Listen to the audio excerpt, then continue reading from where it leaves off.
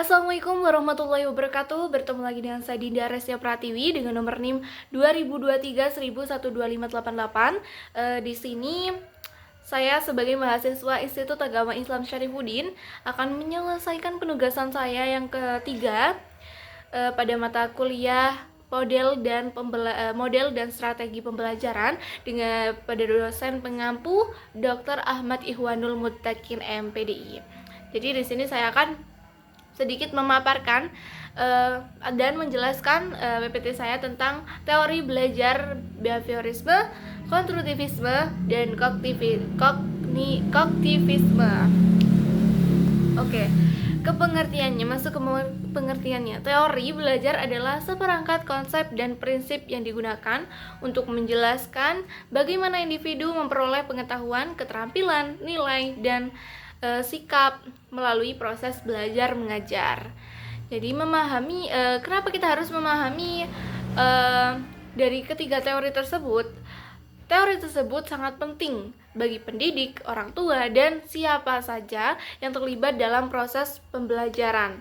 Beberapa alasannya adalah yang pertama, dapat memandu proses pembelajaran, meningkatkan efektivitas pembelajaran, memecahkan masalah pembelajaran, dan dapat mengembangkan materi pembelajaran. Nah, kemudian dapat membuat proses lebih efektivitas, proses belajar mengajarnya lebih efektif, memahami perilaku siswa, kemudian dapat menyesuaikan metode pembelajaran sesuai dengan kondisi dan suasana, kemudian ada meningkatkan kualitas komunikasi atau interaksi antara pendidik dan siswa. Oke, kita masuk ke poin yang pertama, yaitu tentang teori behavioristik atau behaviorisme. Nah, teori behaviorisme adalah sebuah pendekatan dalam psikologi yang berfokus pada perubahan perilaku yang dapat diamati sebagai hasil dari interaksi antara stimulus atau rangsangan dan respon atau tanggapan. Sederhananya, teori ini melihat belajar sebagai proses di mana seseorang merespon suatu rangsangan dengan cara tertentu dan respon tersebut kemudian diperkuat atau dilemahkan melalui konsekuensi yang mengikutinya. Konsep utama dalam teori behaviorisme yang pertama yaitu stimulus, yang tadi bisa saya jelaskan sedikit, yaitu segala sesuatu yang dapat merangsang indera dan memicu respon gitu. Kemudian ada respon, reaksi atau tindakan yang dilakukan sebagai akibat dari stimulus. Kemudian ada penguat atau reinforcement, segala sesuatu yang meningkatkan kemungkinan terjadinya suatu respon kembali. Terdapat dua jenis penguat. Kemudian ada penguat negatif, yang dimana memberikan sesuatu yang menyenangkan setelah suatu respon terjadi. Kemudian ada penguatan negatif, menghilangkan sesuatu yang tidak menyenangkan setelah suatu respon terjadi. Kemudian ada hukuman. Maksudnya itu segala sesuatu yang mengurangi kemungkinan terjadinya suatu respon. Kemudian pada penerapan teori behaviorisme dalam kehidupan sehari-hari, ada pada pendidikan.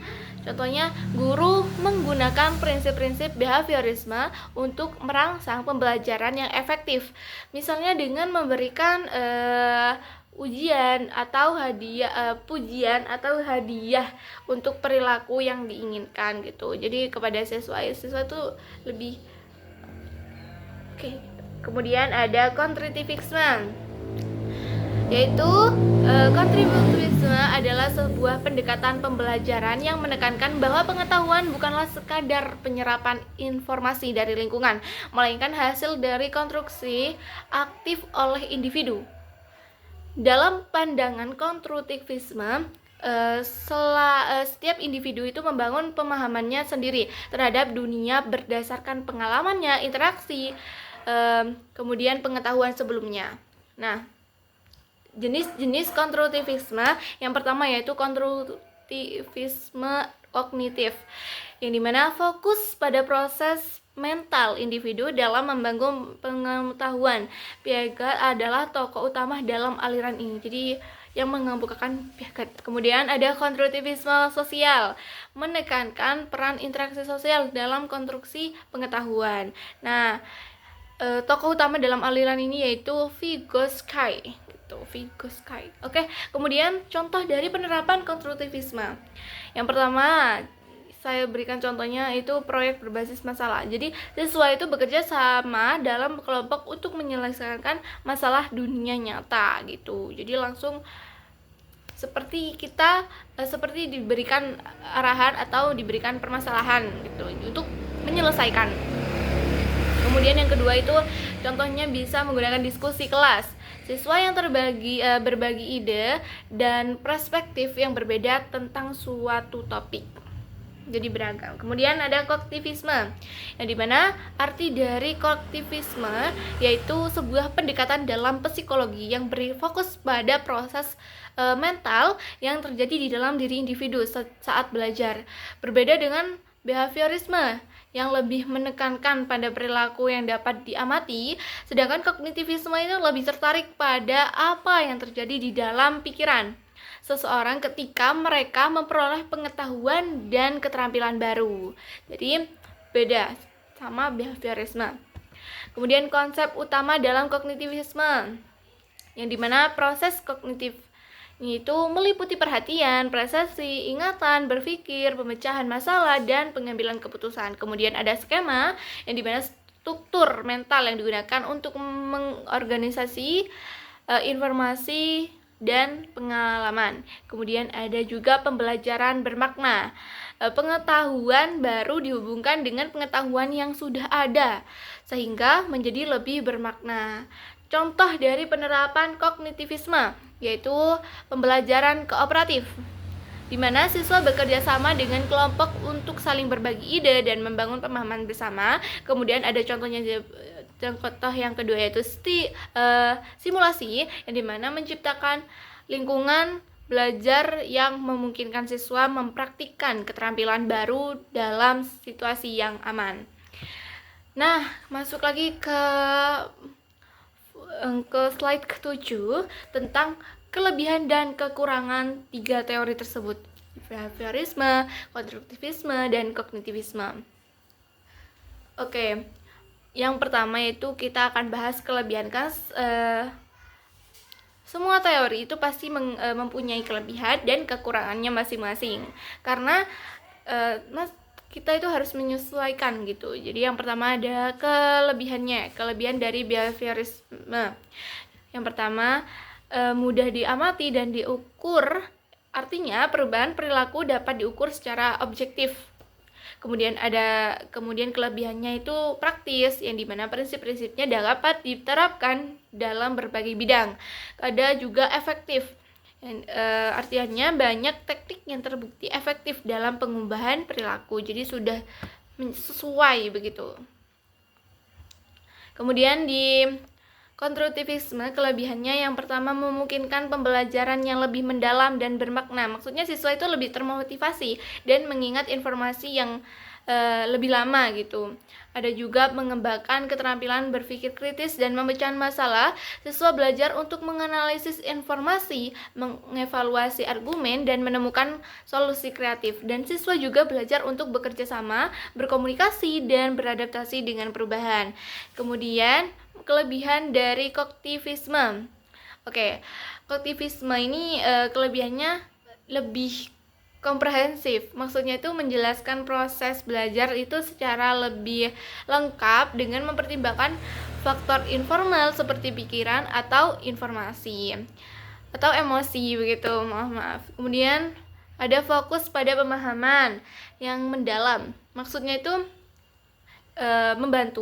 teori ini membantu siswa membangun pengetahuan yang tahan lama dan dapat diterapkan di dalam berbagai situasi, memperhatikan perbedaan setiap individualnya. Jadi siswa itu bisa diartikan bahwasannya teori ini bisa memperhatikan setiap individu, karena setiap individu itu pasti memiliki perbedaan. Kemudian kekurangan dari tiga teori ini. Masuk kekurangan yang pertama itu pada teori behaviorisme, Kekurangannya yaitu yang pertama, tidak menghitung faktor kognitif. Maksudnya itu teori ini kurang dalam memperhatikan proses berpikir dan pemahaman yang mendasari perilaku. Kemudian terlalu sederhana. Maksud dari kata sederhana di sini tuh perilaku manusia sangat kompleks dan tidak selalu dapat dijelaskan hanya dengan stimulus, dengan rangsangan atau tanggapan dan respon begitu. Kemudian etika. Maksud dari etika, penggunaan hukuman dapat menimbulkan masalah etika.